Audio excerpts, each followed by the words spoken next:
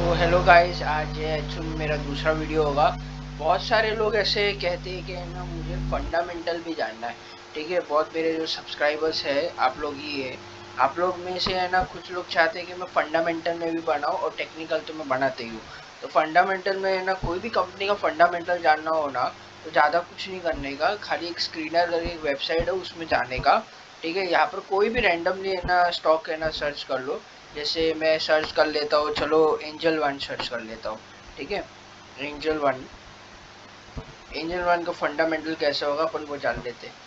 ठीक है, देखो यहाँ पर हमारा इधर स्टॉक का प्राइस क्या है, मार्केट कैपिटलाइजेशन क्या है। ठीक है, करंट मार्केट वैल्यू क्या, बुक वैल्यू क्या है, ये सब है ना पहले डिस्कस कर लेते हैं। मार्केट कैपिटलाइजेशन क्या होता है कि कंपनी के पास कितने शेयर्स है, नंबर ऑफ शेयर्स है, मल्टीप्लाई बाय जो हमारा मार्केट प्राइस इसका जो होता है वो हम मल्टीप्लाई करते हैं, तो उनका मार्केट कैपिटलाइजेशन निकल के आता है। ठीक है, फिर आप ना यहाँ पर देखोगे आरओई करके, मतलब रिटर्न ऑन इक्विटी, मतलब इक्विटी में हमको कितना रिटर्न मिला है, कितना साल का कितना रिटर्न जनरेट करने की क्षमता रखता है, कितना करता है। ठीक है, इसको बोलते हैं आरओई। ठीक है, एंड यहाँ पर आप है ना डिविडेंड यील्ड देखोगे 1.34%, मतलब ये पूरा जितना इनका है ना मार्केट कैपिटलाइजेशन का, उसका वो इतना परसेंट रिटर्न देता है, 1.34%। ठीक है, एंड इधर फेस वैल्यू 10 रुपए का है। एंड आर ओ सी भी मतलब सेम है, रिटर्न ऑन कैपिटल एम्प्लॉयड का है, वही है, सेम आर ओ सी, ज़्यादा डिफरेंस नहीं है उसमें। ठीक है, एंड यहाँ पर हम लोग है ना, यहाँ पर एक और एक चीज़ देखेंगे कि यहाँ पर एनालाइज करने को दिखाया। एनालाइज मतलब चार्ट तो अपन डेली बेसिस पे देखते ही है। ठीक है, आज अपन है ना एनालाइज का भी देख लेते हैं। एनालिस्ट में क्या बोलते हैं, इधर प्रोस है कॉन्स है। प्रोस मतलब क्या है, क्वार्टरली है ना हमको जो एक्सपेक्टेड ग्रोथ देखने को मिलता है, वो गुड क्वार्टरली रिजल्ट्स, मतलब गुड क्वार्टरली रिजल्ट अच्छा देता है। ठीक है, एंड इनका जो प्रॉफिट जो प्रॉफिट डिलीवर करता है पिछले 5 साल में किया हुआ, जो कि 69.8% CAGR है, जो भी अच्छी बात होती है। एंड यहाँ पर जो कंपनी का डेट है ना, वो उन्होंने इम्प्रूवमेंट किया, वो डेट कम किया हुआ है। ओके, एंड इनका जो डिविडेंड पे आउट रेशियो है वो भी काफ़ी अच्छा मेंटेन किया हुआ है। एंड यहाँ पर आप देखोगे पास्ट ROE जो रिकॉर्ड है 3 साल का, वो भी 45.2% का है, जो कि अच्छा है। एंड यहाँ पर ना दिक्कत वाली बात क्या होती है कि जो प्रोमोटर्स ने अपने होल्डिंग को डिक्रीज किया है। ठीक है, लास्ट क्वार्टर में। ठीक है, एंड एक और एक है कि उनका जो बुक वैल्यू है ना, वो 7.15 टाइम्स ज़्यादा है। ओके, ये ना हो गया हमारा एनालिस्ट का पार्ट। ठीक है, अब यहाँ पर पियर्स, पियर्स मतलब क्या होता है कि जिस सेक्टर्स में है ना ये, उस सेक्टर्स में कौन से नंबर में है ना पोजीशन मतलब हेल्ड करता है। जैसे मोतीलाल ओसवाल है, मोतीलाल ओसवाल पहले नंबर पे है, एज कम्पेयर टू, ये जो कंपैरिजन होता है ना, ध्यान रखना मार्केट कैपिटलाइजेशन के बेसिस पे होता है। जिसका जितना मार्केट कैपिटलाइजेशन बड़ा होगा उतना उनका है ना स्ट्रेंथ ज़्यादा होती है।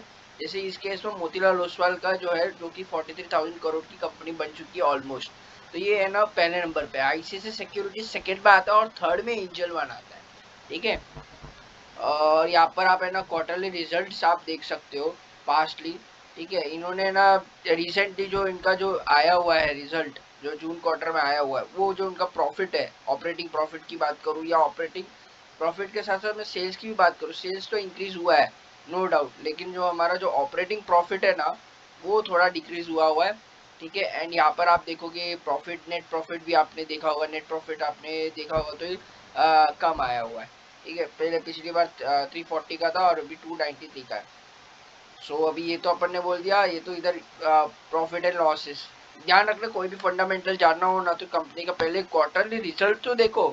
ठीक है, रिजल्ट अगर अच्छा है तो लेंगे, ये देखने का कि कोई कंपनी का प्रॉफिट दिखा रहा है कि नहीं दिखा रहा है, मेन ये देखना चाहिए। जैसे इस केस में सब चीज में क्वार्टरली जो इनका प्रॉफिट्स है वो भी अच्छा है, प्लस इनका जो सेल्स है वो भी है ना ग्रोथ हो रहा है।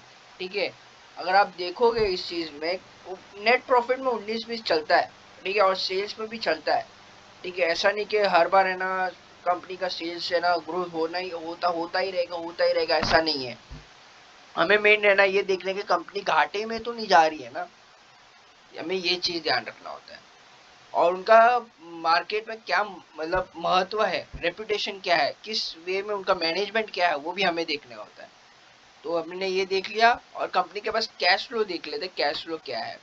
कैश फ्लो की बात करोगे तो नेट कैश फ्लो जो हमारे पास अभी है, जो कि 910 करोड़ का, 910 का है, 910 करोड़ का है, जो कि अच्छा है। ठीक है, एंड यहाँ पर रेशियोज भी है, रेशियोज में देख सकते हो आप, इन्वेंट्री ये सब है।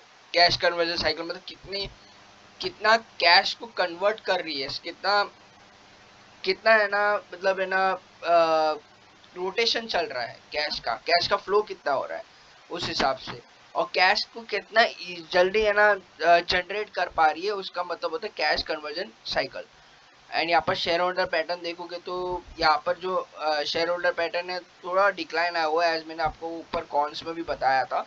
उस वजह से ये एक नेगेटिव पॉइंट हो जाता है कोई भी चीज के लिए, कोई भी है ना मतलब कंपनी के लिए। लेकिन हाँ, प्रमोटर्स माल थोड़ा बेच रहे हैं अपने, समझ लो 40% का है, उन्होंने 38% कर लिया एग्जाम्पल के फॉर्म में, वो कंपनी खराब नहीं हो गई, ठीक है। वो बेच रहे हैं तो सामने वाला खरीदता कौन है? अभी कोई कोई कंपनी में कैसा होता है कि बड़े मार्जिन से प्रमोटर्स ने अपना माल बेचा, ठीक है, माल बेचा या ब्लॉक डील हुआ, वो ब्लॉक डील में कौन सी कंपनी खरीदती है या कौन खरीदता है वो महत्व होता है। अभी कभी कभार कैसा होता है, प्रमोटर माल सेल कर लेते हैं ना, तो भी अगले दिन स्टॉक ऊपर चला जाता है। वो स्टॉक ऊपर क्यों जाता है? रीजन रीजन ये है कि है ना, समझो प्रमोटर से कुछ 2% 3% माल सेल किया ना, तो कोई बड़ा प्लेयर है ना आके खरीद लिया, जैसे कोई भी हो गया, दालमिया कंपनी हो गई या कोई भी कंपनी हो गया, उनको खरीद रहा है, तो वो 2% समझ ले, प्रमोटर से 2% या 3% सेल किया, सामने खरीदने वाला बड़ा बंदा रहेगा ना, तो शेयर्स में है ना ऊपर की और की तेजी की जो है ना पगार में होगा, ठीक है। तो उस केस में कैसा होता है कि बड़ा प्लेयर खरीदता है ना, तो आगे पोटेंशियलिटी भी अच्छी होती है उसकी, तो उसके लिए खरीद रहा है। और यहाँ पर बस इतना ही है। Thank you for watching the video. Please like share and subscribe. Talk to you financial advisor before making any decision. Subscribe कर लो।